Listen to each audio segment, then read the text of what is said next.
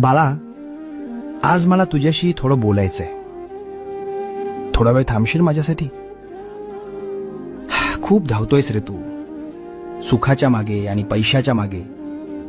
पण तरीही रोज रात्री उशीवर डोकं टेकवल्यावर तुला रिकामं का वाटतं?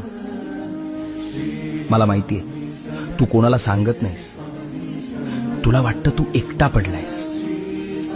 अरे, ज्याच्या डोक्यावर साक्षात ब्रह्मांड नायकाचा हात आहे, तो एकटा कसा असू शकतो?